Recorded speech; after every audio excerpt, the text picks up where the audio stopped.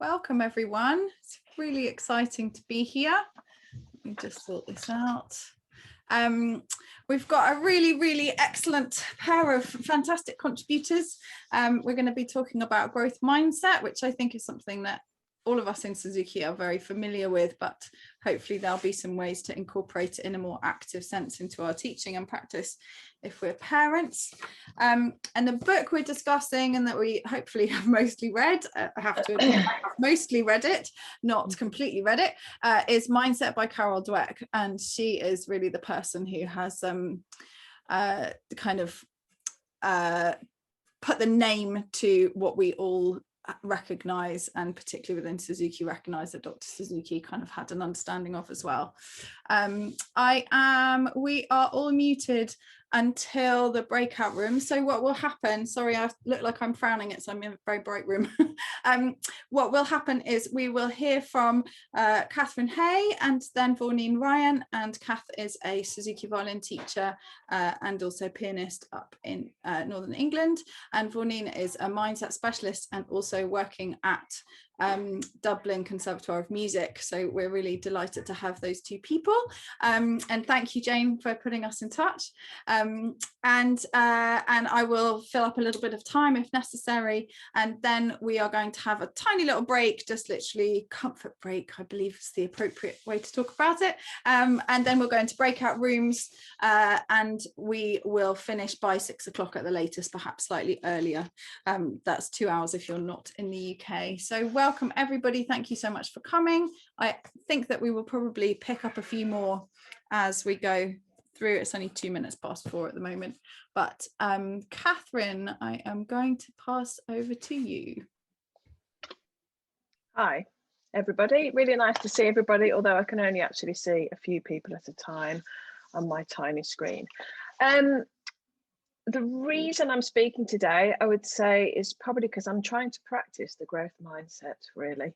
As I was reading the book, I found it really stimulating, and when Kate mentioned that she had space for another speaker, I thought, well, you know, the Suzuki world is a place of love and understanding, and it would be a really good time for me to maybe practice speaking to people for longer than, you know, a few seconds. And because a lot of the time well, if you're teaching or in everyday life, it's very interactive, it's very backwards and forwards, and being able to speak for a longer period of time is something that I need to work on.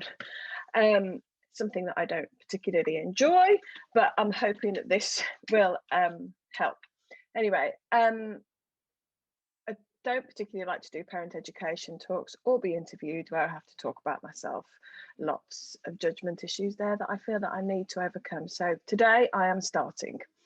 So thank you for listening. When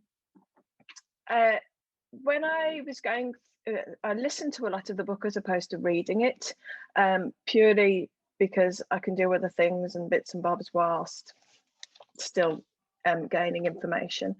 And I found that it reminded me a lot of ability development from age 0 and nurtured by love, not necessarily because of the underlying premises of growth, which underpins all of those books, but also they're both packed with examples of different cases where the ability is developed, and those cases are done in an anecdotal style in all of those books. In contrast to that, I found that Carol so with Suzuki, it's very much giving positive examples of where growth has happened, but with Carol's books, I also found that there was lots of balance with the examples of the closed mindset and how damaging it could be. So John McEnroe comes in for some serious criticism and, you know, just holding the mirror up to his behaviors. And I did feel slightly sorry for him at times. And then from the non-sporting world, there was a lot of emphasis on sport, which was good, but it was nice also to get them towards Dorothy DeLay and Galamian, not really sure. And he also came in for quite a lot of criticism as an example of a closed mindset teacher.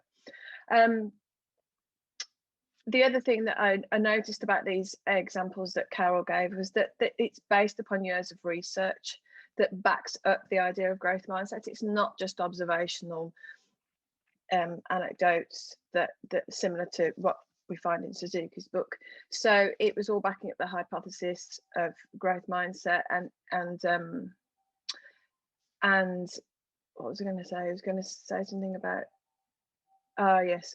So going through the book, you come across all these different examples, and then she also then talked about some of the false ideas behind growth, what growth mindset is, and I think it's become a real watchwords in education over the past few years, and which is great for us as Suzuki teachers because we've been going on about it ourselves for years. Oops, 1 second. Knocked out my hearing. And I think it can be with good intention. I think it can actually be, you can go off in completely the wrong direction with it in education, and people go, oh, you just need to try harder, etc., etc. I did feel for those in the closed mindset groups, in her research groups, and found myself wondering if they had actually been given the opportunity later to foster their own growth mindset. Maybe I'll find out at the end of the book, because I haven't actually got right to the end. I found it part education text and part self-help book. So as a self-help book, it's quite a big read. But with the tips that ended each different section on how to foster growth mindset in the different areas, so business, sport, music, etc., I thought that was really good. Both of them focus, both Suzuki and Drek, I found focus put the utmost importance on the environment. Some which we have always done, we encourage our parents to create the best musical environment for their children when they're learning, with fine examples of music, playing the good recordings, exposing them to all these different things, all these different musical inputs. But I also think that we probably need to help the parents foster a growth mindset alongside that, and we do that with modeling in lessons, etc. Dweck went further again by illustrating how we are in control of that environment as adults, so as teachers, and can work on our own growth mindset every day. So asking ourselves lots of how questions: how is that happening, how is that better, how have they achieved it, etc., etc. All is not lost if you have been conditioned to have a closed or fixed mindset, which obviously is the whole linking premise of the book.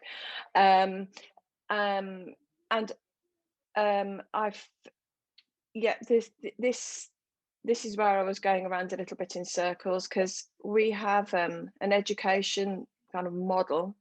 I'm not talking just about Suzuki, parking that to the side, that's very much kind of a conveyor belt, and it's driven by results, and the whole focus on results for schools and measuring schools by results is very much made for an environment where you are measured by those school results at particular ages, and not only that, but decisions are made about your pathways from a very young age based upon something that you've done at a very young age, for example, your SATs. So it's quite easy for students and children to develop a fixed mindset about whether they're a success or a failure based upon that experience. And I think we as teachers have to not battle against it, we have to focusing on the process of how they learn is the way that we offset some of the negativity that comes from, you need to achieve this, or you haven't achieved at this point, you're not going to be able to do X, Y, and Z because you haven't done this. And I think we really need, our job is to go into, as a good teacher, is to teaching them how to learn, and she really pushes that through the book brilliantly. for a variety of reasons. This is where I'm going to kind of get slightly off a bit, I suppose. So yeah, right, okay. I think for a variety of reasons, we have large swathes of society have quite a negative attitude to work. So in some cases with good reason, but we then want to feel that we want our children to have fun. And I think we are, as Suzuki teachers, extremely good at wrapping up the work in a fun environment, particularly when they're very young. And if we're not careful, they achieve these wonderful results or make this fantastic progress, learn loads, but they're not really aware of how they're doing it.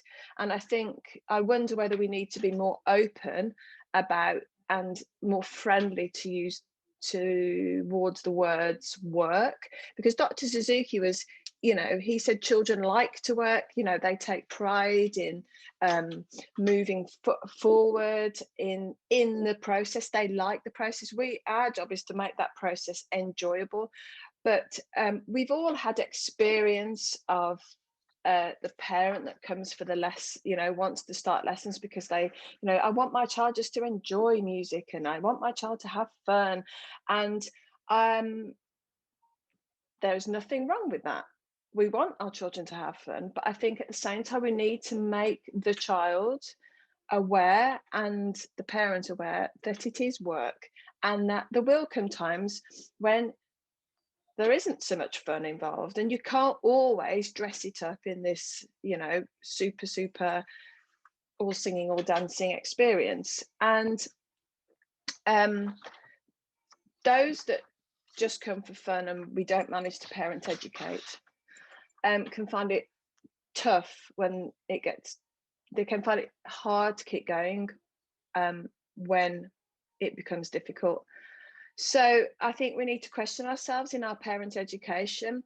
We have the parents watch the lesson, they see us doing this really dynamic lesson, we play games, and they then often feel a great pressure to replicate that at home.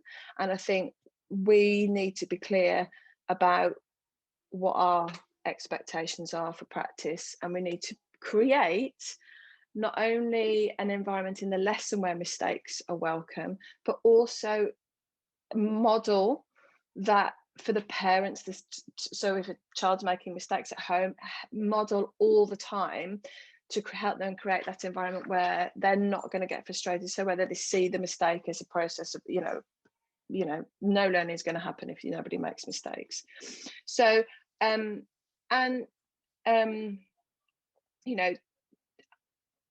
we got an environment where it's safe to make mistakes in the lesson? Can we model the best way to handle the mistake to make it a true learning experience and not a negative thing? And through this modeling, we are helping the parents approach that in practice then. Why did that happen? Let's find out how we can fix that bit. What did the teacher say? Well, I think, and we can ask the children those questions ourselves, but also I think it's important to ask the parent in the lesson. So therefore you're giving power to the parent for when they then go home and they have to actually try and do it themselves.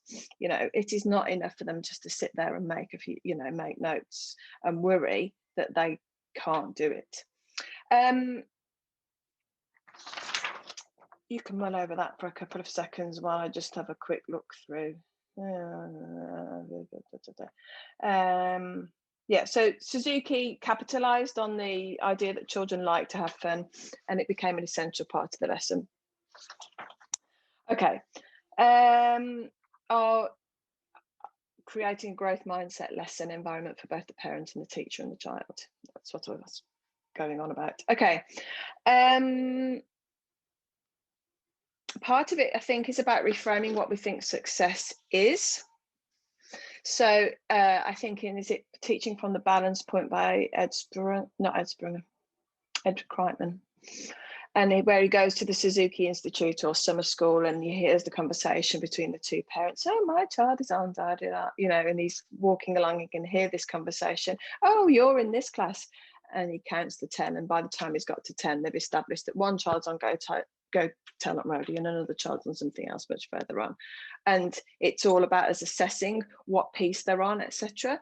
And I think we need to really focus on those steps that they take themselves to get to where they need to be. So that's the success, not that they've got to the end of book 1 in a year, or etc, etc. Rather than we need to finish Minuet 1, we've been on it for ages, we need to think, maybe reframe it as, wow, you've been working really hard on this piece. I like your determination. I'm going to tell you, or as a parent, I'm going to tell your teacher how much you've concentrated on X this week, etc, etc. So it's just moving away from that, well, we've still got 8 bars to learn, or whatever.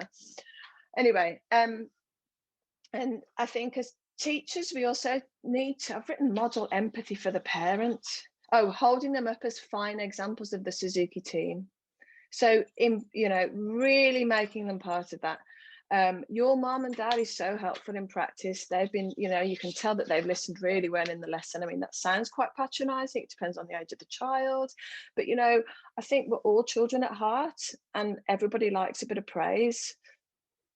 I could maybe think of a better way to say that at another time. I can see this bit is tricky. We can work this out. What do you think, Mom, about blah, blah, blah? What about X? And then, you've really stuck with that bit. Do you remember how challenging it was? So when they're maybe going through a point of frustration in learning, and they're really struggling with something, you could, as a parent, you might say, gosh, do you remember when we couldn't play Lightly Row?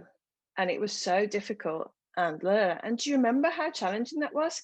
How easy is it now? Because we have done X, Y, Z.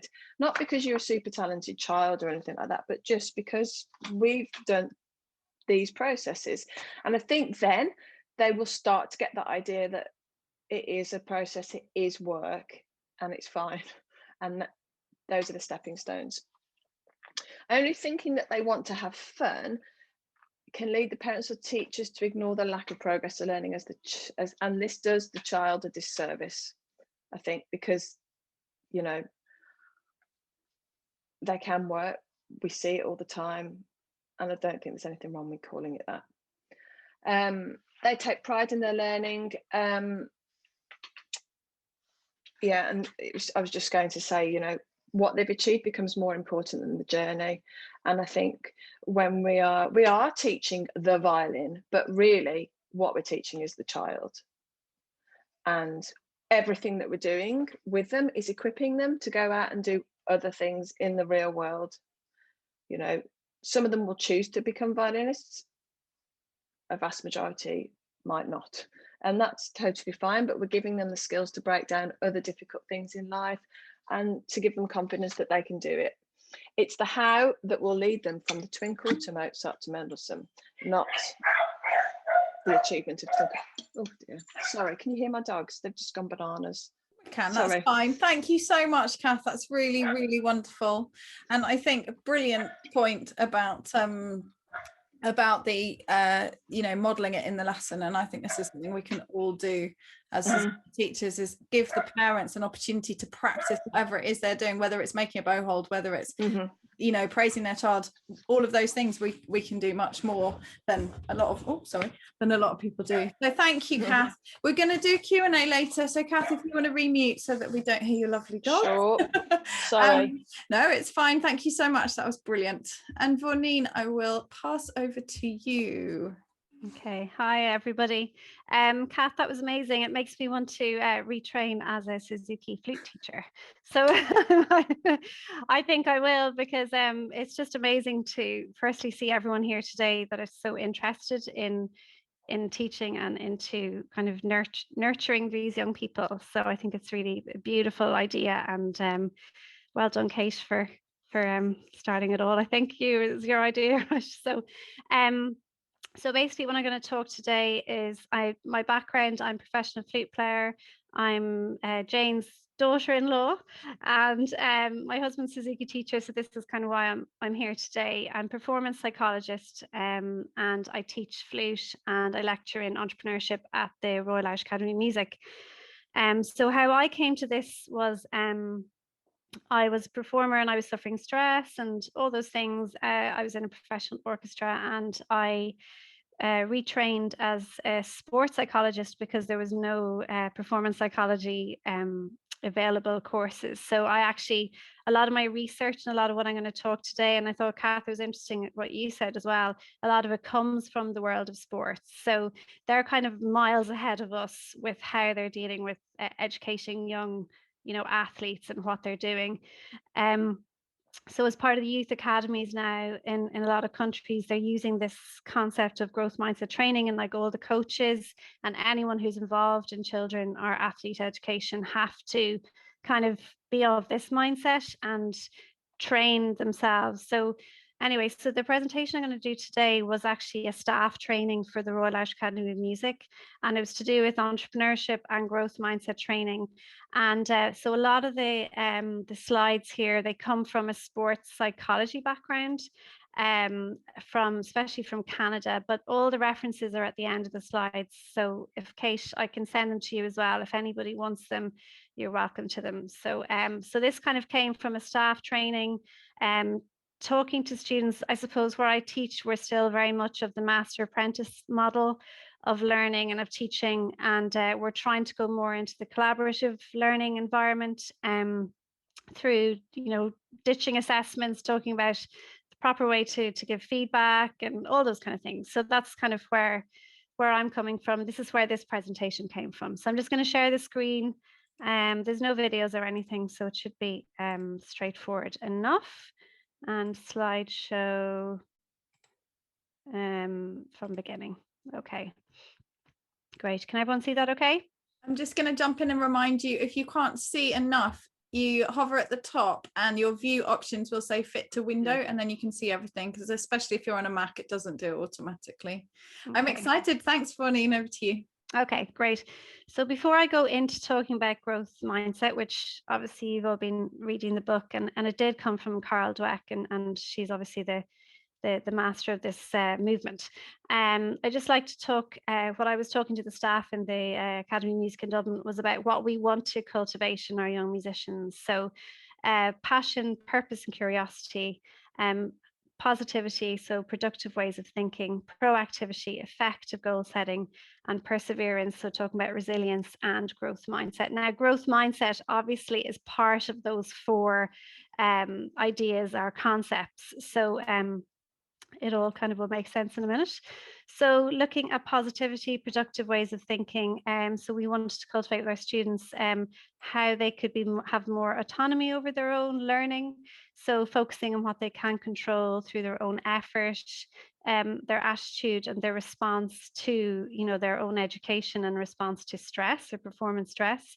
We want to look at strategies to deal with failure and stress, so things like journaling, mindfulness, exercise coaching and mentoring. Also looking at thought records for students, and also talking about the inner critic and recognizing its voice and how to respond to it productively. So this is kind of all part of growth mindset, and it can cultivate a growth mindset. So I have a little journal here. So looking at the inner critic, so ways for young people to try to control, we call it chatterbox. So negative thoughts, so reframing exercises. So that's an example of little exercises we give our students.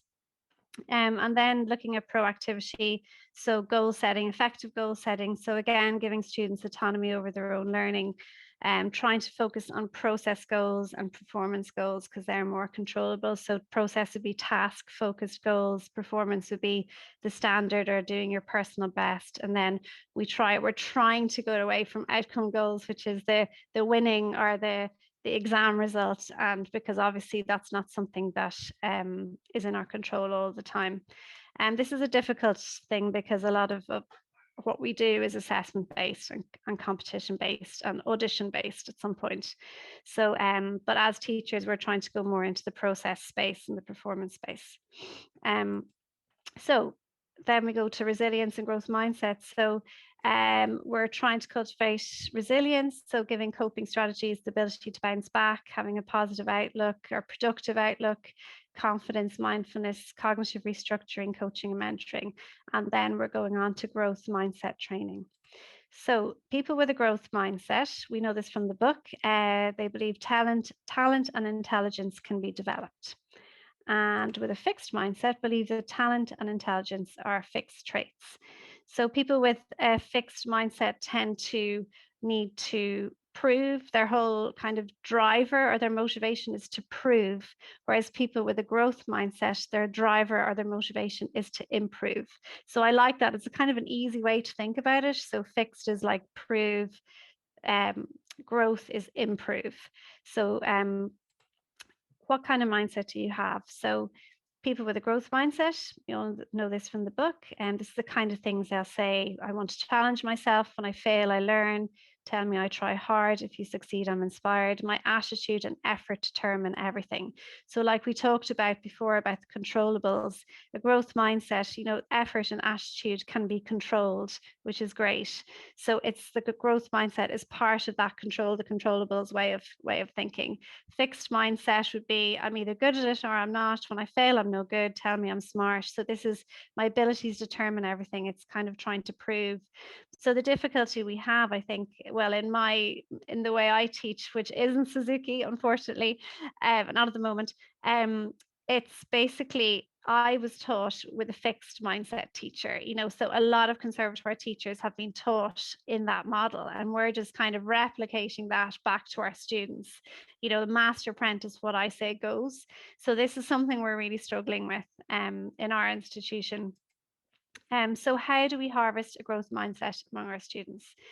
So this comes from a long-term athlete development plan that was done out in Canada, and I have a link to this at the end of the slide. So I kind of adapted it for music, and it's a really nice. They did a lot of research and work in this, so you can look at that paper as well. So how can we harvest a growth mindset among our students? So we can acknowledge and embrace imperfections. We can view challenges as opportunities. So the challenges as opportunities, this can also work in a nice way when you're looking at performance stress. So trying to reframe, a challenge rather, looking at a performance as a challenge rather than a threat.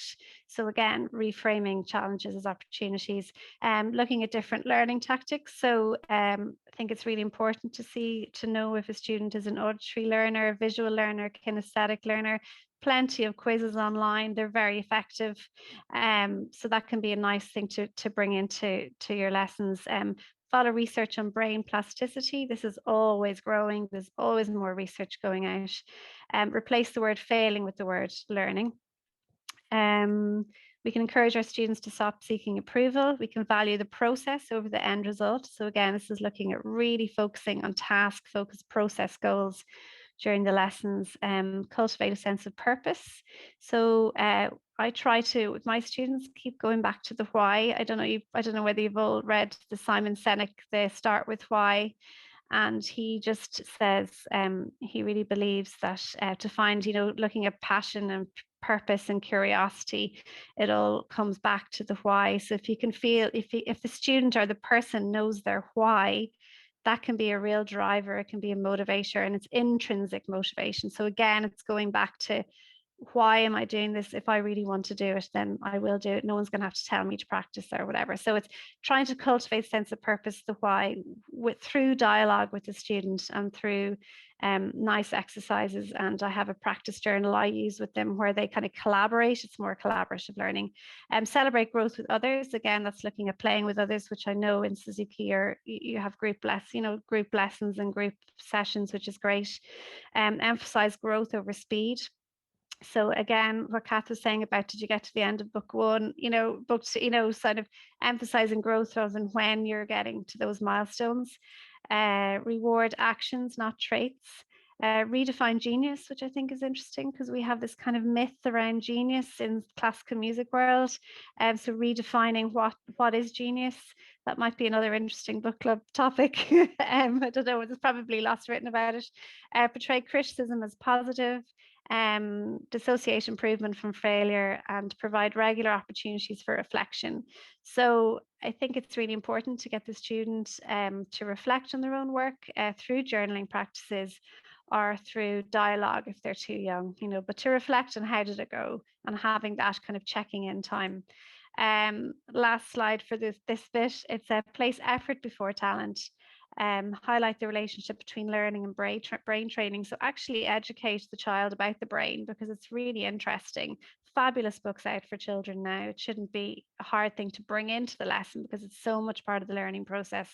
Cultivate grit. Kate, I know you're interested in that. And that's something to look at, and use the word yet. So yet is like very powerful word at the end. You know, someone's I can't do it, you can't do it yet. So bringing that into the lessons. Learning from other people's mistakes. So within the group context, how do we frame the mistakes that are made? How do we relate to them, and what happens, and how can we learn from other people's mistakes? Make a new goal for every goal accomplished. So always kind of going forward, taking risks in the company of others, which obviously happens within group work. Think realistically about time and effort. So setting kind of realistic goals and taking ownership over your own attitude. So I have some examples of different student challenges. So this is in my model of teaching in conservatoire. So if they're frustrated due to slow progress, we could say these kind of things. Kath, it's very similar to what you were saying there. I admire your persistence. It's not that you can't do it, you can't do it yet. So that's using the magical yet word. It's normal to make mistakes, it's part of learning. Let's take a break and try again. So kind of nice, gentle things to say. Another student challenge could be struggling to understand a lesson. You can say, I don't expect you to learn this all at once. I'm here to help. What questions do you have? This is difficult. Let's take this one step at a time. Let's set a small goal and work on that first. I'm sure these are all things that you do in your lessons anyway, but not putting effort into set technical and performance practice. So how can we make this more interesting for you? So again, you're giving over the power to the student, which is quite nice, giving them the sense of autonomy over their own learning. Here are some suggestions on how you could take this further. How can I challenge you further? Are you finished quickly? Is this too easy for you? Piece is difficult, student challenge. So describe your strategy. Where are you running into problems? Again, I think this is lovely because it's giving them, you know, you're not having to teach them everything. If you're giving them the tools really to go and do their own work, and that's what we want to do as teachers, isn't it? We don't want to kind of spoon feed our students. Let's work on this together and find out what's happening, or let's break this into smaller steps. So let's look at the age appropriate growth mindset training. So I think this is interesting because there are different things we can do at different stages of music education or with a student. So from 0 to 6 musical beginnings, make a personal connection with each child and stay focused on giving them a positive experience. So the key is finding little successes in everything they do, bringing everything back to fun and effort at this stage. Avoid reference to talent or outcome. So we all do this anyway. 6 to 9, create an environment which children want to participate, can show their desire for musical activity, play with friends, reinforce effort, progress, and learning. So I'm sure this is part of the Suzuki training. Again, I'm coming from the conservatoire model, which is different. So teachers 9 to 12 years old encourage holistic music development. So you can start integrate mental fitness activities at this stage. So when I studied my sports psychology training, they were very much into getting in there at 11 years old. They're like 10, 11, this is the time to start looking at cognitive restructuring, power words, bit of mindfulness training, little breath techniques. This is the age because they start kind of changing then, and it's a good time to start those practices within the lessons and within their performance practice. Mental skills attributes take time to develop, so allow time and opportunity to do this. Emphasize effort, responsibility, fun and play, teamwork, and respect for others. 12 to 16, and teachers, we can incorporate mental training into the yearly training plan, and we can help facilitate access to performance psychology resources.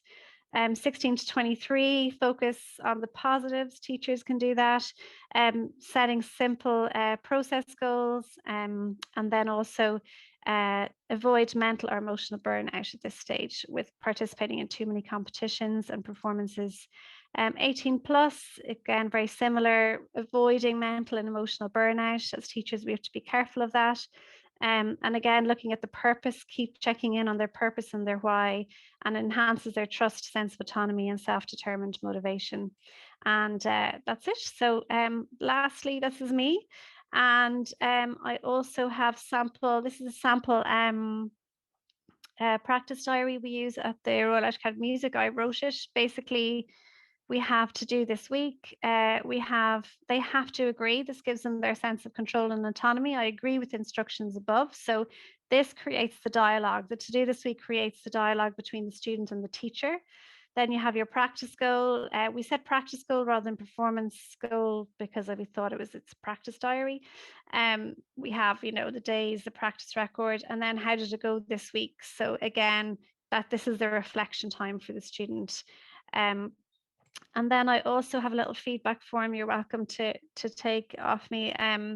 So again, looking at how we assess students, we're working on doing these feedback sessions. So there's some nice prompts you can use here. I'm sure you do anyway. Can I suggest? How might you? How did you decide? Did you think about? And then some reminders about feedback and looking where the student glowed, where did the student grow, and actions going forward. So this is going for feedback from a growth mindset point of view, basically. And there are the references. So you can look at any of those references. And there's obviously, it's huge area. And it really, it ties in with performance psychology a lot, because if you're kind of looking at dealing with performance stress, you're looking at growth mindset training and having to have that learner's mindset and how to be the lifelong learner. Because if you're the lifelong learner, you're not trying to be perfect, which is sometimes our difficulty with that we have with performance stress. We're a bit easier. We have that compassion, the self-compassion then. So that's it. Brilliant. Thank you so much. That's really fantastic. I want to hear more. Maybe we can organize a training session from you, and to anyone of us who want to hear more from you. That was really brilliant. Thank you. We're going to have a break shortly-ish, but I think what I wanted to talk about particularly was in terms of to go kind of complete the sandwich of Suzuki, non-Suzuki and Suzuki approach. Most of you who know me will know that my big thing is diversity and inclusion and equity. So trying to get everybody to have equal opportunities within Suzuki rather than give the same opportunity to everyone, which is differently encountered by people. And I think reading this book and thinking about this, I was aware that there was a conversation on Facebook about grit, and that particularly within in American context, there were quite a few people saying that grit is a sort of problematic thing to have to teach, because, if you're saying to a child who has, not enough food on the table, who doesn't have enough money to buy the books for school, whose parents may be, well, there may not be two parents, maybe a single parent, maybe have abuse or substance issues, who's really living a really tough life already, that to say to them, the reason you're not succeeding at this is because you need to just put in more effort and to develop more grit, is really problematic. And I think that understanding of what grit is, I felt quite sad that people were kind of saying we just need to drop grit. And obviously there's always going to be people saying things that we agree and disagree with, but I feel like when you think about mindset, which is separate from grit but obviously interconnected, I can't see a third option. I recognize that within growth mindset or within fixed mindset, we all do bits and pieces of both all of the time, but I don't feel like it's really like, okay, well, we can just not worry about that and we can make it safe for people who already have a difficult life by doing this other thing instead. Because if you just say, okay, yeah, your life is already really difficult, what are we going to do in the classroom? We're going to let you have an easy time, then you're definitely you're kind of prescribing for that child a rubbish life of one sort or another, either not fulfilling for themselves personally, or at the worst end of this option, like a life of crime and going to prison, which in America obviously comes with the most severe possibility of being killed for those actions. And so I felt like I was trying to sort out this problem, not sort out, it sounds very egotistical. I was thinking about this problem, and I was thinking about, well, how as Suzuki teachers and as teachers and educators in the world generally, how can we recognize that this need for grit is already highly developed in some of our students, and yet that doesn't necessarily mean that they're using those skills in a way that is giving them success in the classroom, whichever classroom you're talking about. And how do we incorporate that recognition into our teaching so that it doesn't just look like you're saying to the children who are already having the hardest times, well, you need to work harder.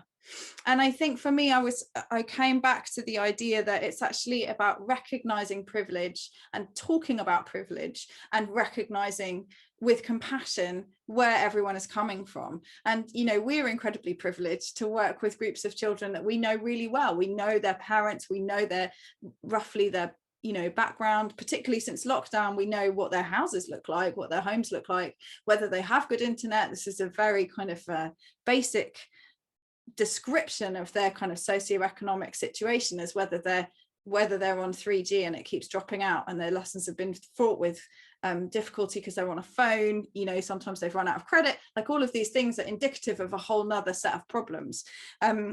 Or whether they've got, mum's there with her laptop, child is there with her laptop, another person's got another laptop in the background, they've got a Bluetooth speaker anytime, they've got the fastest broadband, all of these things are kind of indicative of privilege. And so I feel like the way that we can work with the growth mindset and not be seen and not actually punish our most struggling students, who are often the students who are the least privileged, not appear to be punishing them for a lack of grit, because they are, as we've said, really demonstrating huge amounts of grit in their lives and just surviving. But I think that to talk with compassion about that, and to see that everybody's coming from a different place, and to recognize that, not in a patronizing way to those students, but certainly to talk about how, if, for example, in the last year, if you've had dodgy internet connection, you shouldn't expect yourself to have made the same progress as someone who's been on YouTube for 2 hours a day doing violin videos, and who's, had their parent, and again, like, the class stuff is so significant. Like, some people have had more help and attention from their parents in the last year than ever before, and other people have been in a house where they're trying to share devices, share rubbish internet, do work from home with children in the house who need help from schooling, like an impossible situation. And so, of course, this difference in outcome is going to be very obvious. And I think in Suzuki we're already quite good at recognizing how the process is working out for those students, and trying to make it an enjoyable process, and try to help them recognize their successes, rather than just, are you in book 4 by the age of whatever age you want to say, or not. But I do think that sometimes as Suzuki teachers, it's easy to forget how that set of repertoire that we have can really work against this, because it's so easy. And I see it even in my own daughter. She'll say, well, I'm crap at the violin because I'm not in book 5 yet. And she has such a deep understanding of Suzuki compared with most kids. And yet she's still, in her heart of hearts, she still cannot really believe me when I say there are some students who are in book 5 who are playing way less well than you. There are some students who are in book 5 because they find it very easy. There are some students who are in book 5 because they practice twice as long as you. There are some students in book 5 because they're more focused in their practice than you. There are all these reasons, and I don't care about any of them. What I care about is how much you are getting from it, and where you are, and how much you are taking on those different ways to work.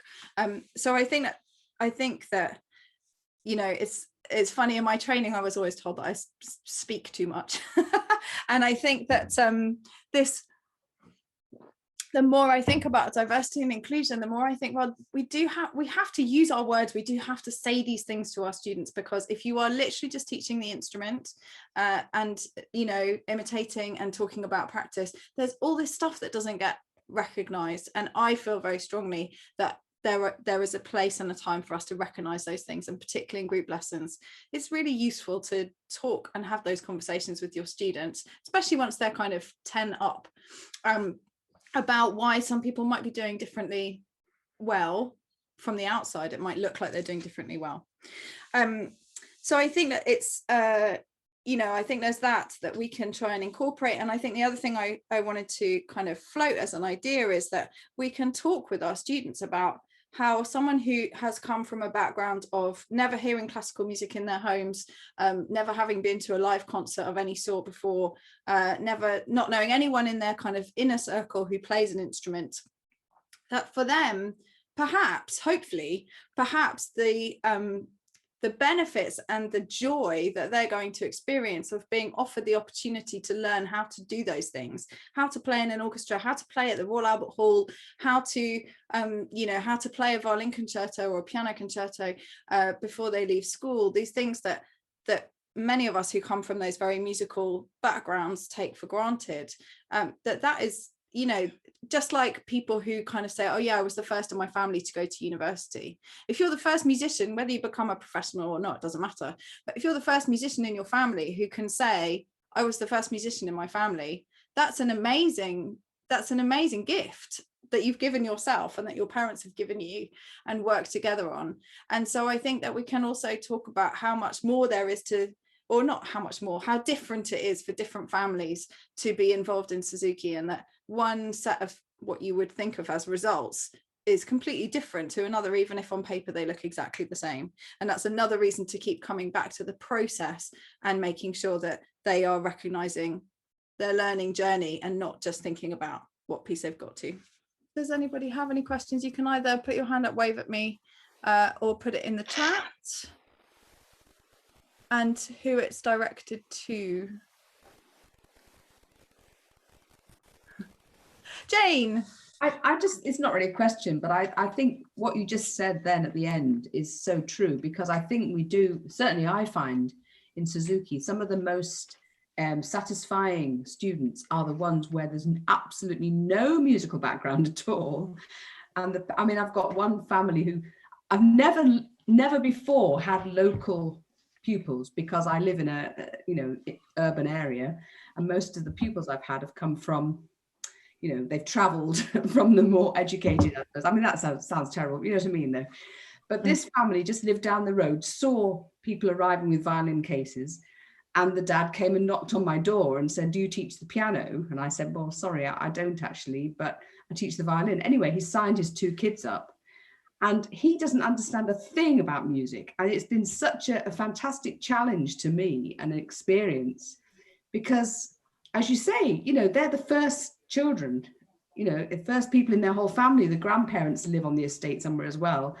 And they're doing so well. In fact, we had a group lesson yesterday, the first one for over a year, you know, in real life. So exciting. And they came along and they were playing pieces in book 2, and some of the other privileged children, you know, very, you know, musical backgrounds, blah blah blah, are still only in the middle of book 1. And yet these kids, because this dad has really taken it seriously and hangs on my every word, you know, and it's been difficult, like you say, internet, it's been very difficult and stuff, but they, you know, there's something about this, you know, I should say it's this mindset, isn't it? This, they are so keen to learn, and he wants them to do well, and they play to the grandparents. And you could almost see some of the other parents and the other kids yesterday looking at these 2, because they could join in with Judas and Handel Bourret in book 2, whereas the others were still Minuet 2, you know. It's just amazing. It showed me how, you know, this great world that we're in, you know, we have this fantastic experience to teach anybody who wants to learn, you know. Yeah, absolutely. Thank you, Jane. I think also when you teach someone who really knows nothing about music, you learn a lot more about yourself as a teacher than you do if you work with, you know, lots of us are very lucky to have the children of accomplished or even professional musicians. Well, how much do you know about what they're mopping up at home that you haven't done? It's really only when you have someone who knows zero about it that you really realize, like, am I teaching everything that I need to be teaching at the point at which I need to be teaching it, and am I breaking it down and explaining it, etc., etc. Yeah, I think that's a really good point. Kath. I was just going to say, I think the situation of the pandemic has made us all have to employ the growth mindset. You know, I know there's a couple of teachers near where I live who did not want to do online lessons, so literally just didn't do it. But I think we've had to kind of really employ that over the last year, and to constantly readjust our toolbox of tricks to help the children carry on, keep on. Yeah, so we're quite good, and I think it's made us do it more, and I think it's made us think about the multifaceted approach, that it's not just via this method and this way. Definitely. And I think we need to constantly think about that going forward in order to kind of broaden who we are able to offer our lessons to. Yeah. Vourneen? Yeah, I think with the pandemic, it's been nice as well, because we've been able to show our vulnerability as teachers to our students. Like, it's been like, oh God, can I use Zoom? And they've seen us trying to adjust and learn a new way of teaching. So it's more of a level playing field now. It seems like, I know my students, their relationship has changed. Like, they're giving me claps on Zoom, like like if I get something right, and it's lovely. And I think it's really grown, and I think it's actually, and it's given them a chance to see that we are lifelong learners, because they will be, this has happened, and they've seen how we've all had to adjust, and the musical landscape has changed, so I think it's great. It's obviously been a terrible time, but for the relationship between, I found that it's really strengthened my relationship with my students. Yeah, I agree. And I think one of the things I was thinking about before today was, like, what are some really pithy, like, tiny little things that we can do that are trying to embed that into every lesson and into every tiny piece of feedback that we give to the students. And I think, I don't know if this is a British thing, but I think for me, I felt like when someone says good effort, that it's like, oh, don't worry, you tried hard. Like, not actually what it is. And like, also I had a lot of therapy, and part of what we were talking about there is, like, how can you accept good enough to be literally good enough? Because my entire life I have been thinking of good enough as not good enough. Like, good enough is like, well, you failed, but not so badly that it's a catastrophe. And I think that, like, one of the things that I've really tried to do in my teaching since thinking about this more is use the words good effort and good job, rather than well done, that was brilliant, and those kind of things of just, like, if you can retrain yourself to just have the automatic positive feedbacks reference the work, like good work as well, is that's really, really helpful, because so much of this is subconscious, and so much of what we do is on automatic pilot, not in a bad way, but you develop habits in your teaching, don't you? And also, it's interesting, just on that, Kate, with performance stress, a lot of the techniques with performance psychology techniques are focusing on tasks. So during the lesson, if you said good effort, so when you're having an actual panic moment as a musician, the advice is to go right into task focus, like to go right into process focus. So if you've kind of been embedding that within the lesson and they've embodied that, then if they're kind of going to those process words like focus on fingers, flow body, or anything like that, it just makes it easier for them. So you're not only giving those lovely things to the students, but you're also, that sets them up well for mental skills training, which is great. Giving them the right language. Brilliant, thanks. Sue, hi. Hi. I just want to say thank you both for your talks. They were both brilliant. I really enjoyed them. Thank you. So there's one point from each of you actually I wanted to say. Kath, when you said about the work aspect of with the pupils that we teach, I thought that was a really brilliant point, because when I first started my Suzuki training, I can't actually remember who it was now, but somebody did the level 1 with me and then left after level 1, and I think she made a comment like, oh, I can't prance about in front of children and sort of with the games and doing lots of games, and she went off and carried on teaching. And that sort of the way she put it was really, really quite rude, and she went off, and I think she probably still teaches the violin in some form, and I thought it made me think of that phrase when you talked about it, and And there are some teachers who do have a personality which is really fun and really bubbly, and other teachers who teach Suzuki who are quieter. And I tend to be one of the quieter ones. I don't sort of leap around and like, no. But I think we all have our own individual personalities, which is fantastic. And we do games and we make it fun. But actually, I love the fact that you said that we can also call it work. And I think that's great, because we have the dilemma. I know a lot of us have the dilemma, because I have the dilemma at home that I teach my own daughter violin. And so when I get home after teaching my pupils and making it fun, sometimes I say to my daughter, oh God, can't you just do it? There's no fun for my daughter sometimes.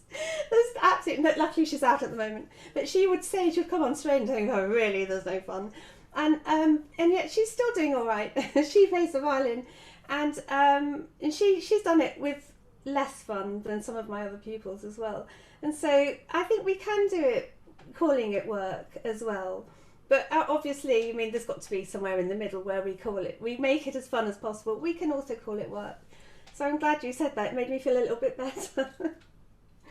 But the other point I wanted to say was about the some of the books that I've got in front of me. I think mostly, is it Bounce? Yeah, this book I've read.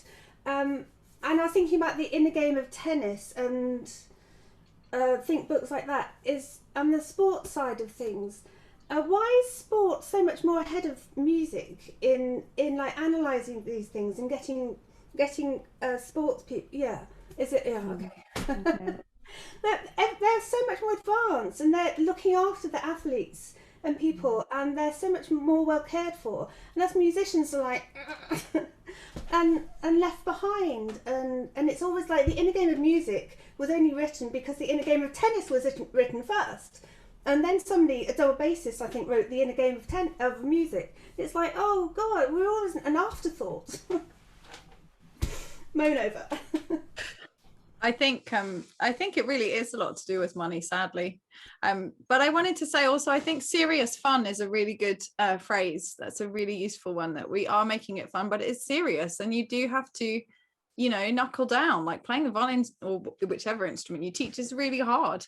It's not, and I know there's a lot of emphasis on not saying to students, this is difficult, in a way that's going to make them feel that they're never going to do it. But I think this is difficult in a way that makes them ready for the challenge is a very appropriate way to talk about it. And personally, I think it's really useful to get your students into repetitions of 10 from very early on, so that they realize that there's the fun stuff in practice, and then there's the stuff you've just got to do because it's like saving your pocket money so that you buy the thing you want. It's investment for the future. JF, you have your hand up. Hi. Sorry, I had to move around because I have 3 kids running around, and I have my headphone on. No. But I find it really interesting about talking about the sport performance, because what Suzuki did to the professions of musicians it spread to encourage people who are not particularly into becoming a musician, but using the technique of music as a learning method. And that's why I think I was very precious about not giving up the violin for my kids, regardless. And as you said, even if they're most talented, they're probably very privileged kids who doesn't feel the benefits and the privilege of them actually being able to do that from young age through the Suzuki method, and through the pandemic. Because I think, most parents, either that was a good thing. And for me, it was a good thing, just keep on going. I said, if we're going to stop, it's going to stop after the pandemic, but it's not going to stop during, because that was one of the routine we can carry on whether the school went up or down, or whether the school had closed or open. This was something, whether the school had homework or not, you would continue with the homework of your violin class on a daily routine. So it's interesting, as you said, sports have a lot of money, and the way, like if you look at like how Arsenal is developing their youth program, is they're pretty much analyzed with computer in every practice how they're performing. So it's just like it's NASA technology, which in some ways really ridiculous to see the 6-year-old being analyzed by computer. But I think Suzuki might have a bigger chance to bring a bit more analytical way of using it as a growth mindset tool. So I think it's interesting, Kate, that you are hitting on this, because I've been sort of, tapping into your workshop as an outsider, because I've been reading this growth mindset for my children, who find it very difficult. So I think eventually, Suzuki, that method itself might have a future of tapping into performance into schools, of using, a lot of schools have been using music as a learning tool, but maybe a bit more like Jane did in South Hampstead. It will eat into other learning area. So keep on pushing this. And yes, I'm going to say goodbye and I might have to turn off. Thank you very much. Thank you. I know, I think you're totally right, Suzuki. Yeah. Definitely. I mean, what is the biggest benefit of Suzuki? You learn how to learn. Doesn't matter anything to do with whether you play your instrument when you're 25 or not. It's that, isn't it? Learning how to learn and feel happy to learn, excited to learn. Hi, Ed. What keeps coming back to me as I hear people talk was really summarized well, Kate, in what you said, which is we have to keep in mind that we need to teach more than music. And I think we are always teaching more than music, whether we want to or not. If you have a really strict teacher who's mean, that teacher's teaching something about relationships. That teacher is teaching something about power dynamics. I mean, they're not good lessons, but they're being learned. And all the growth mindset stuff I think is terrific. And it really needs to happen inside the mind of the teacher, in how the teacher interacts with the child. Because the child's not going to develop a growth mindset because somebody says, you need to have a growth mindset. They're going to learn about the growth mindset by how the teacher reacts to work, how the teacher works with work, and how the teacher facilitates the child actually doing the work of learning the instrument. It's not going to be the pep talks as much as the interactions, moment by moment, lesson to lesson, week to week. So that's very exciting topic. Thanks. Thank you so much. Vourneen.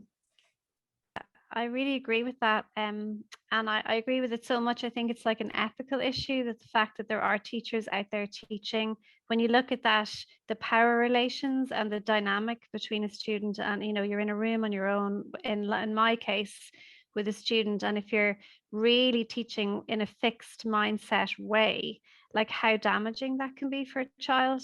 It's unbelievable in a way that it's being allowed to happen, and that people are doing this all over the country and all over the world. It feels like it's so serious, and it's really, I think there needs to be more training like this for every teacher, and you shouldn't be allowed to teach unless you have this kind of training or want to adopt this type of mindset.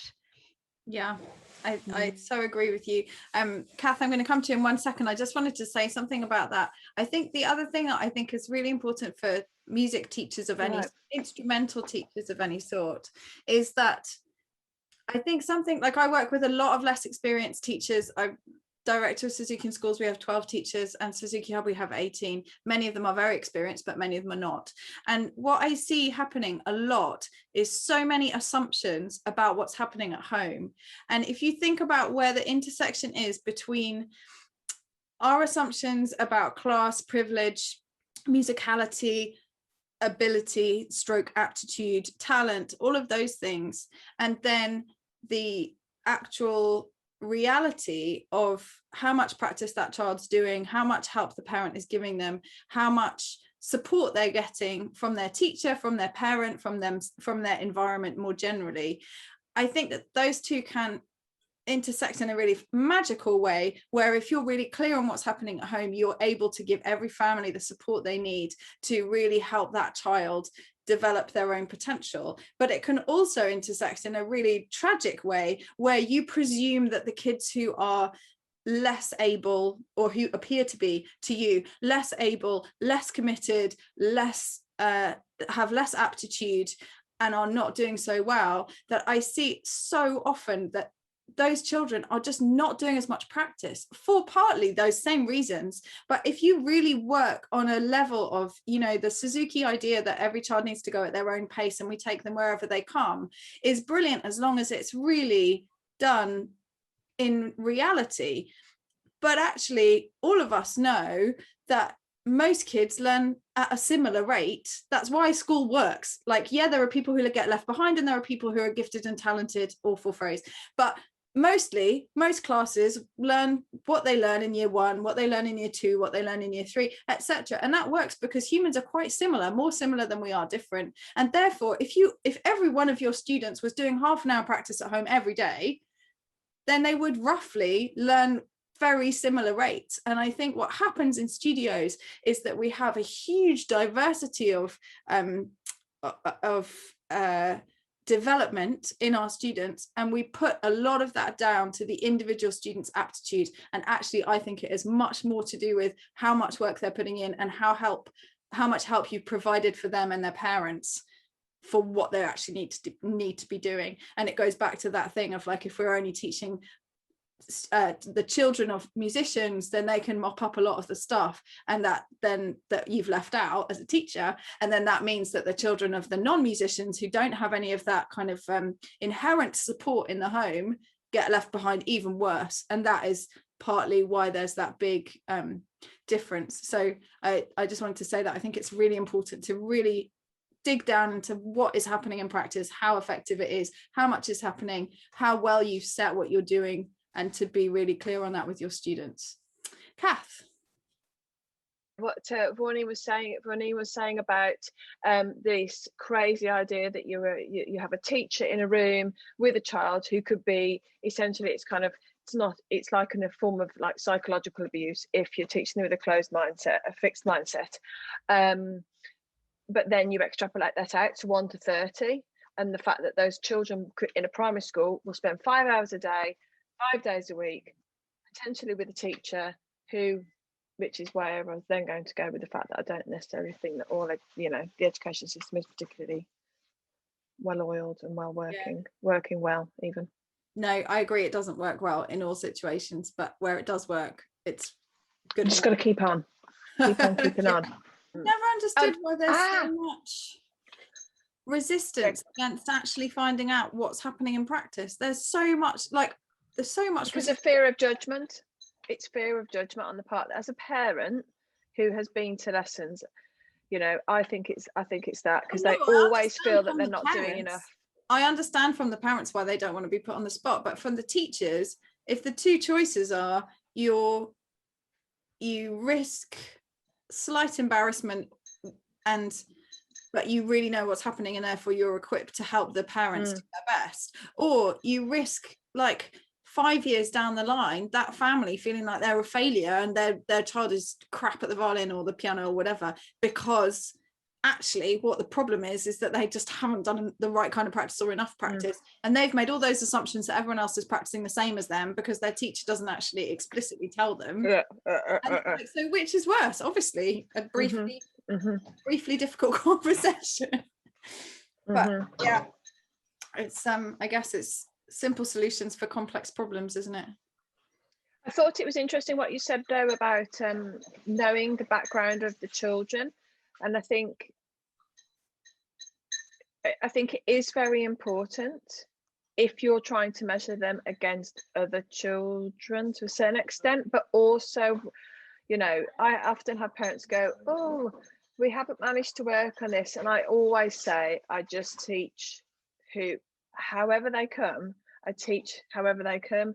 And I think one of the things that Dweck spoke about in her book was that she gave examples of schools where they've got children with particularly difficult backgrounds, but the expectation of achievement was as high, and that we shouldn't, I think there's a danger, or there has been a danger in the past, because of a child's particularly difficult background, that they are not going to get there, or they're not going to get there as quick. And then you just continue. So there the expectation changes. You make an assumption that X, Y, and Z is going to happen or not happen. Totally. Hi, Nelline. Hi. Sorry, is it okay if I don't switch on my It's camera? fine. Yeah, you have a lovely photo. We all can see you.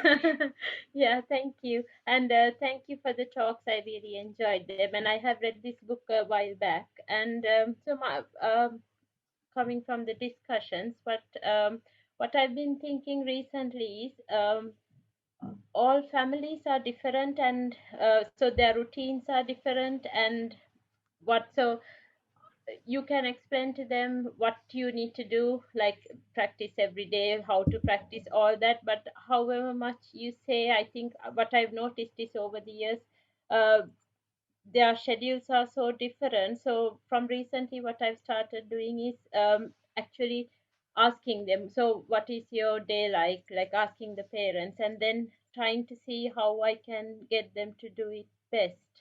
But still, you can't still get it, like you can't match everybody, like get them all to do the same level of work, because sometimes you'll have parents who are both working, and then they come and then they try to do the practice, the children are tired.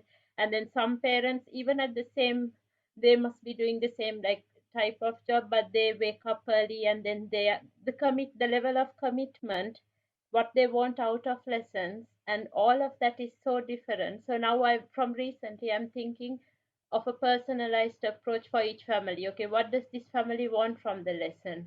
Do they want to be really good at the instrument, or do they just want it for enjoyment's sake? That sort of approach. But then again, there are times I feel like, oh, this this family, this student is not doing it as well as somebody else, or as much as that person could, because of this reason. But I know the limitations. But if I push more, I know it'll either disrupt their enjoyment or what they're doing.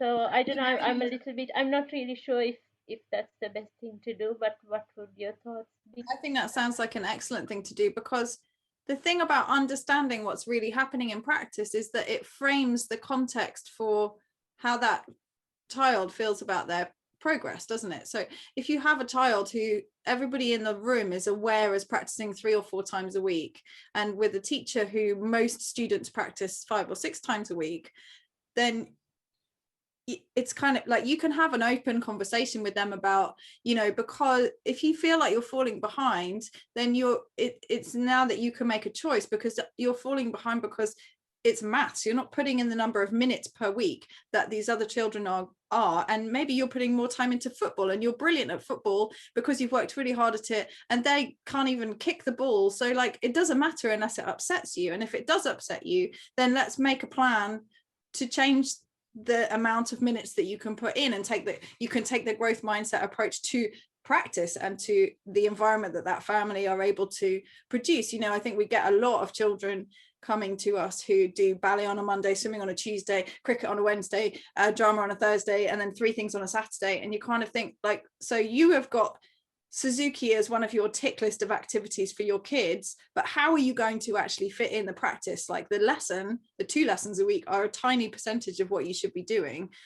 And then it's part of that development of that family, isn't it, to get them to understand that actually it would be better, if they think it would be better, some of them don't, that it would be better to drop some activities and do music better or sport better, and not be a jack of all trades, if that's what they want. But I think it's about that assumption that if everybody's clear, maybe you're not going to keep up with the other children your age in your group lesson because they're putting more time in and you're not putting in the time, then that takes off the burden of responsibility for progress from that family, because they understand that it's not you're a rubbish musician and they're a great musician. It is, it's exactly what we're talking about today. It's how much effort they're putting in and how much time and energy they're dedicating to it. And everyone's going to have different outcomes. And a lot of those outcomes are affected purely by the amount of time you spend doing it. Yeah, thank you, Kate. I think something Vourneen mentioned was about the journaling. I've recently started, since I've gone back to teaching them in real life this last week, started to sort of talk to the children individually about, what's it been like? How is your practice? And I've been staggered how difficult they find it. I'm talking about the sort of senior school children, really. or I might say something like, well, do you like this piece? Or what did you think about? Or when you were practicing this, did you find, and I'm thinking now, is this me? Is it because I haven't done this in the past? Or is this because at school they're just fed facts and they're not encouraged to talk about how they feel and how they feel it's going? But I'm beginning to think it's a very important part of their learning at that age. I noticed, Vourneen, that it was in the age bracket. You were talking about this is the sort of age that they could start reflecting and journaling.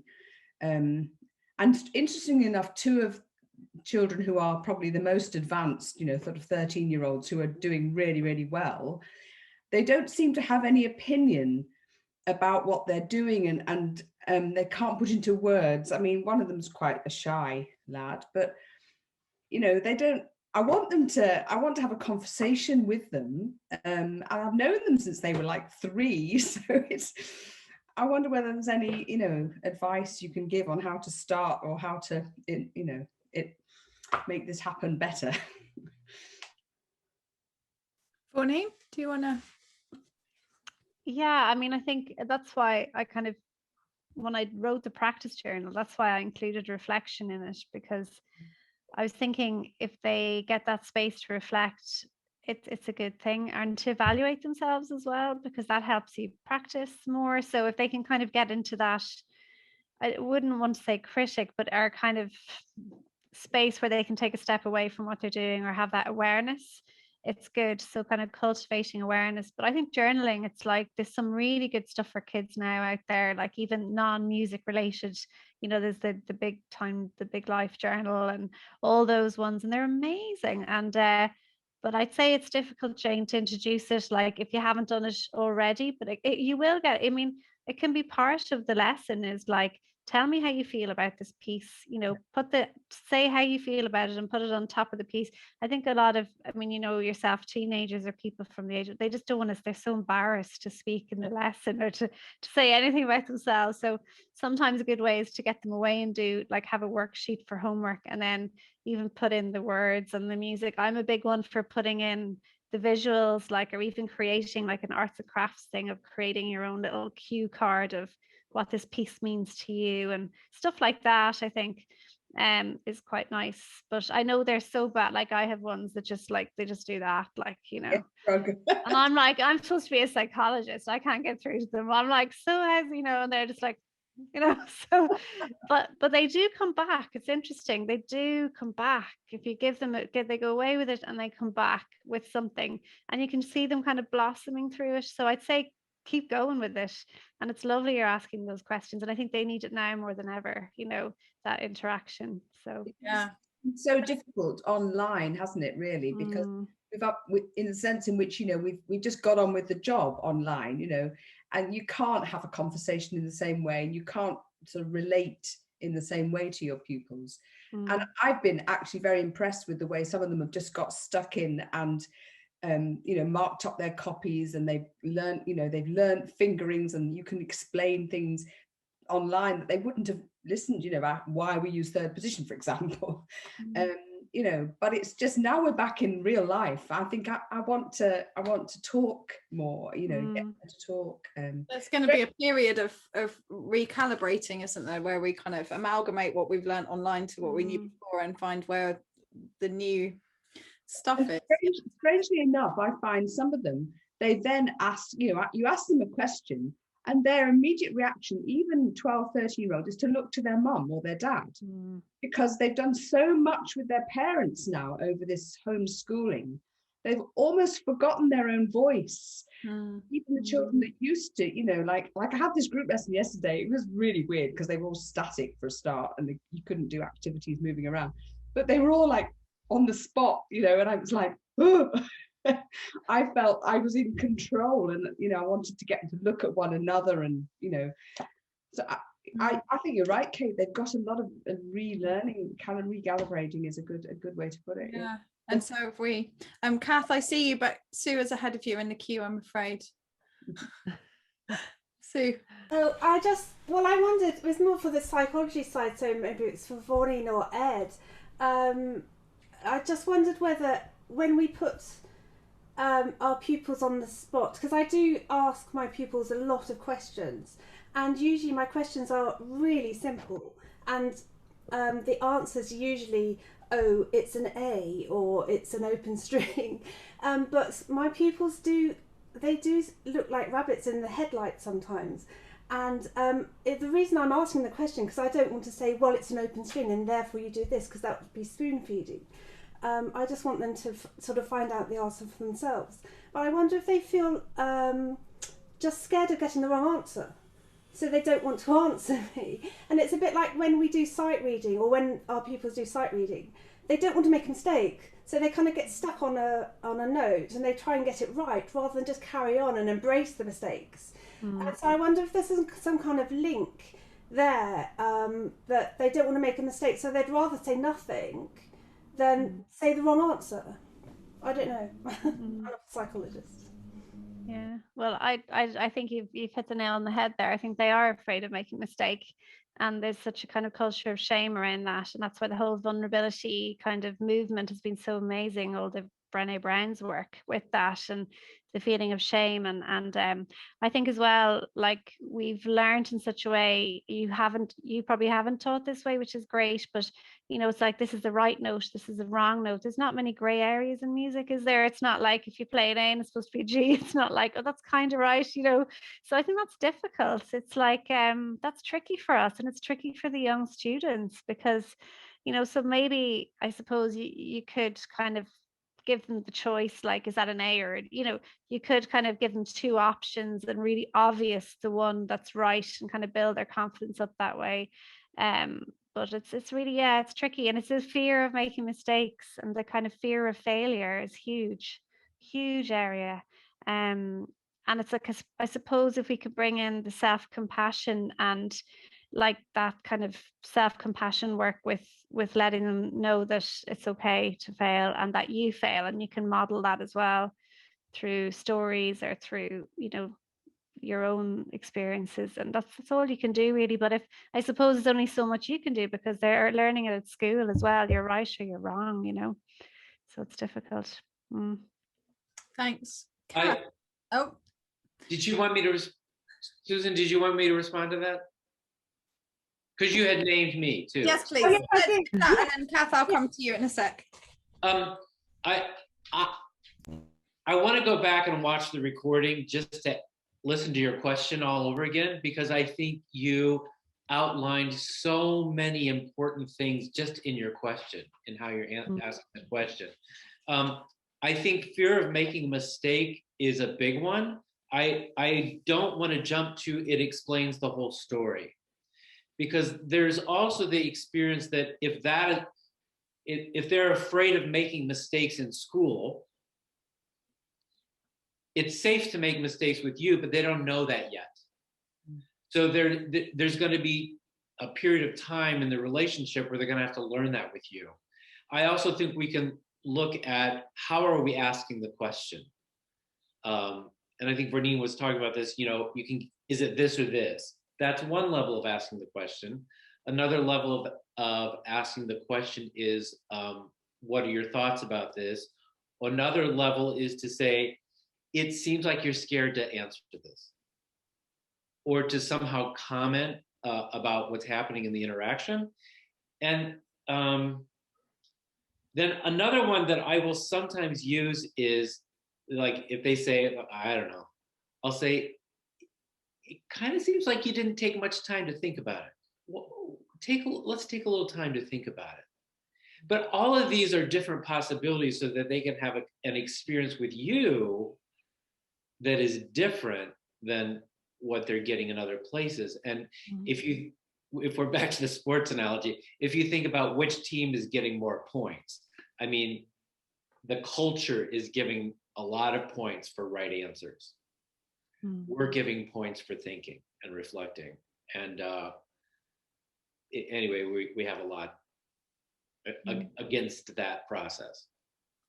Yeah, thank you so much. I think so we have to recognize that we are teaching something that is really exacting. Like, as an audience member, I don't want to go to the Barbican Hall and pay £25 to sit in a concert where the violinist hits 30% of the notes wrong.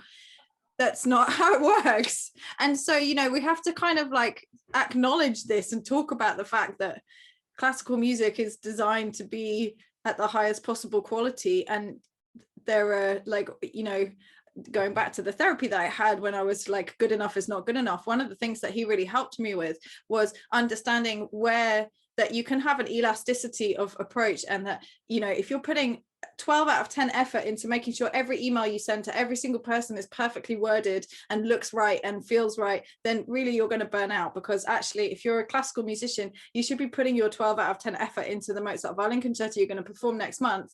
And don't worry so much about the emails. Really, nobody cares as long as you can see what it's supposed to say. And I think that elasticity is something that we can teach our students, that, you know, where is it that you should be giving 100% of your effort, and where is it that it's okay to sit back and not to be like beating yourself up if it doesn't go so well. I mean, obviously we don't want them to ever beat themselves up, but at the same time we do have to recognize that it's an exacting art.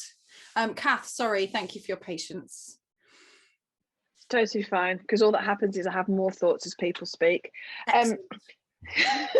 Going back to what Ed was saying about us creating a space for them to know that it's all right to make the mistake, I think that yes, they do need to get to know that, but we also then have to, I think, really work on it, because they spend so much of their time in the other, possibly more negative environment. And going back to what Jane was saying about the children, you ask them a question, and also Sue mentioned it, they're a bit like rabbits in headlights, or they don't want to verbalize, either because for fear, so that vulnerability, that those feelings of shame because they think they might get an answer, that there's a right or a wrong. But I also think with the Suzuki method, because the parent is in the room and takes a massive responsibility for the practice and will be directing the practice, and if it is, we're going to do this, this, this, and this, and there is no two-way process in the practice, you can't then expect, sorry, there's dog issues, you can't expect then the child to be developing their own voice about what they think this piece tells them or how they feel about it. You know, talking about emotions is quite a difficult thing for a teenager. They just, well, it's the verbalizing, it comes out in behavior all the time. And I think the idea of colour and what Vourneen says, what I found with my teenagers, both my own children and the ones that I teach, is yes, they do go away and think about it, and it might take a few goes, but you know, like Dr. Suzuki said, many repetitions. So we've just got to keep asking and trying. Yeah, definitely. Thank you. I think my kids, even my teenagers, like when they've gone past liking stickers, they still like stamps. There's something very satisfying about a stamp, and I've been thinking it would be quite cool to get that, like, you know, sad face, like I don't know what the official word would be, but I don't feel good or bad about it, and then the happy face, you know, that would be like a nice stamp to put on the side of each Suzuki piece or something, and they could just think about it as they're playing and maybe commit to one in their lesson or something.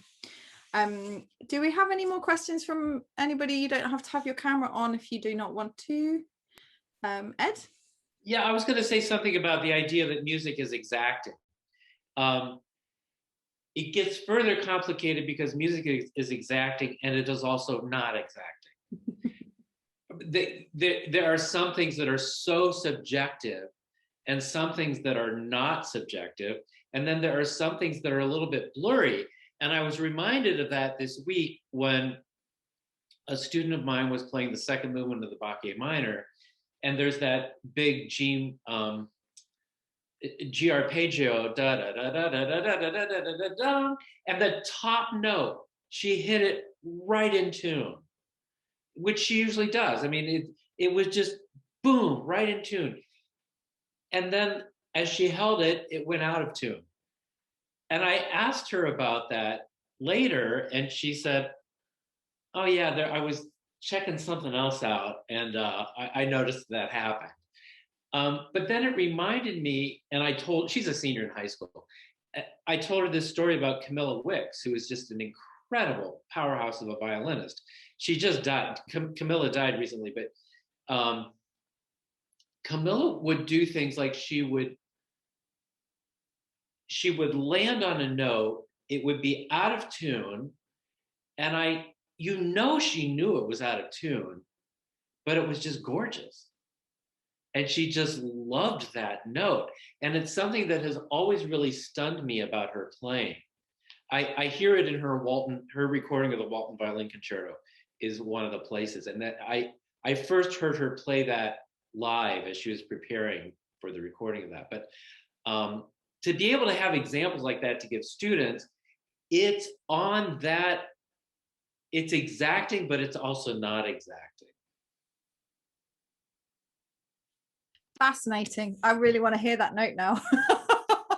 I think the other thing that I wanted to say about the exacting thing, I mean, for violinists in the room, I don't know how you will feel about the Mozart coming straight after Book 8, but personally, I don't teach that straight away, partly because of that, Mozart being one of those things that really there is so little wiggle room for any kind of interpretation as well as mistakes. But I think that teaching our students how to improvise and having their improvisation be a part of their regular music making from very early on can be a fantastic opportunity to I'm having my picture taken go away. Can be a fantastic opportunity to really engage them with being skilled at something where the idea of mistake is very, very different to classical music. And you know that again, it's a bit like when Jane, you were saying about the sight reading that or maybe it was Sue, someone, that they get so fixated on getting it right that they will stick on that one note and go over it enough times that it's the perfect note, which obviously in a sight reading context is a much bigger problem than just playing past having wrong notes. And so maybe there is a way for us to identify the strengths of some of our students as being like, okay, you're such a brilliant sight reader because you've really taken on board that you have to stay in the flow of the piece and not worry about every single note, or you're such a brilliant improviser because out of these mistakes come these really interesting musical ideas. And you know that it's like it's that thing about, you know, being a multifaceted musician, that you can teach your students where their interests can, you know, you can help them develop their interests in whichever feels best for them. It's like which areas feel most comfortable. Kath? I was just going to say, I think improvisation is really, really good to teach all of them, but in particular the perfectionists, because they really have to step out of their comfort zone and they're going, how do I make it right? And I'm like, it's fine, you will hear, you know, it's, and then it's like you've taken away the safety net under the tightrope from them, and they they learn to walk the rope in a kind of nurturing environment. Nothing is wrong. Vourneen? Yeah, I just say from a personal experience, I became a far better flute player when I started doing contemporary music. Like that changed my whole classical playing, you know, because it just felt so much freer and all the contemporary techniques and everything. So I think it's really good. Then like improvisation, it really just kind of broadens the landscape that's there, and it also experiments with sound, which is great.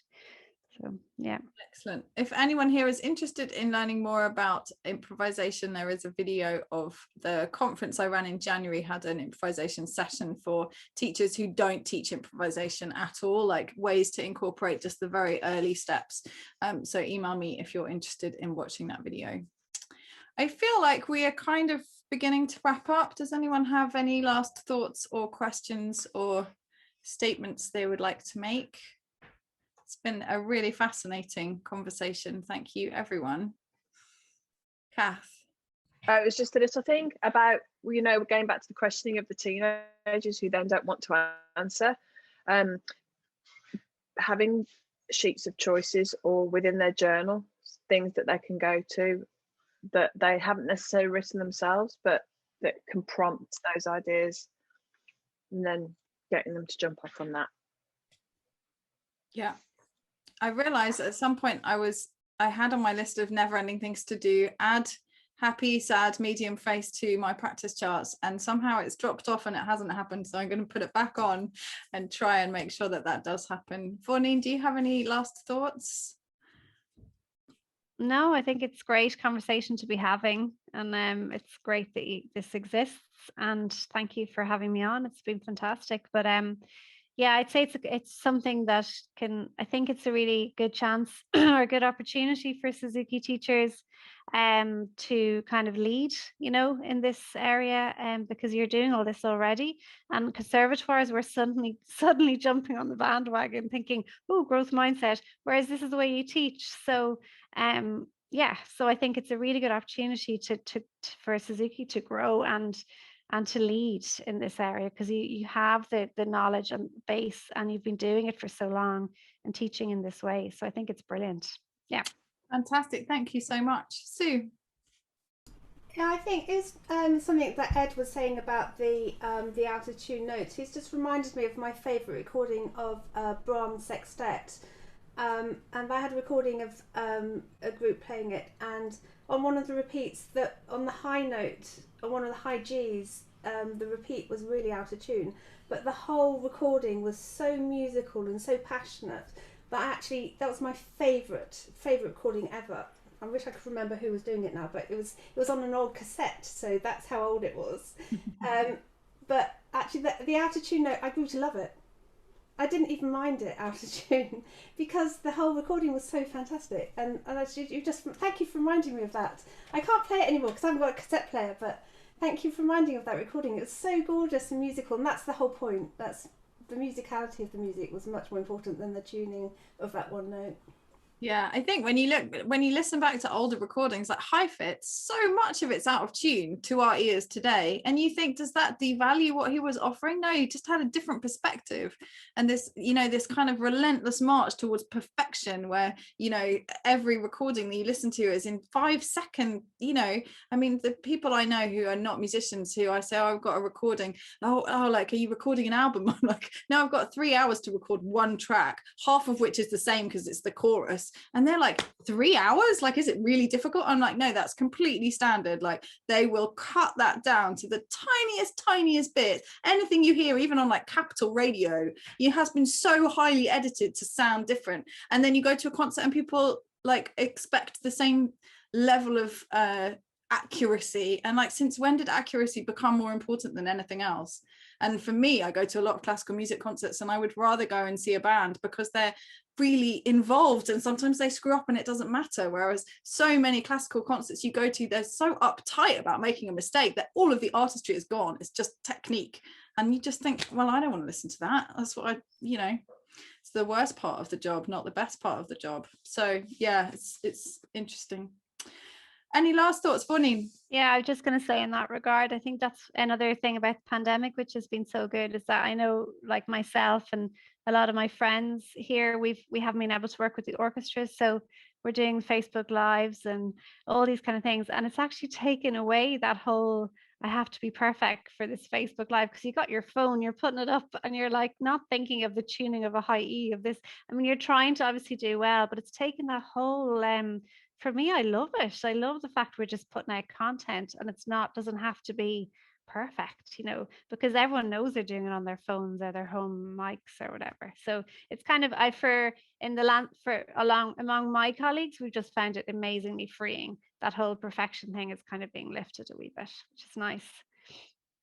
I would say that's a wonderful point at which to stop. Thank you all so much, and please tell all your friends and colleagues and parents about this recording. It will be on the suzukihub.com website soon, and it will be free to watch, as are all of the other Suzuki book clubs. So if you ever need a little bit of CPD in your pajamas on a Sunday morning, you can just log on and watch whatever you like. Thank you so much again to Kath and Vourneen. Thank you, Kate. So wonderfully. Thank you so much. Great. Thank you. See you all soon.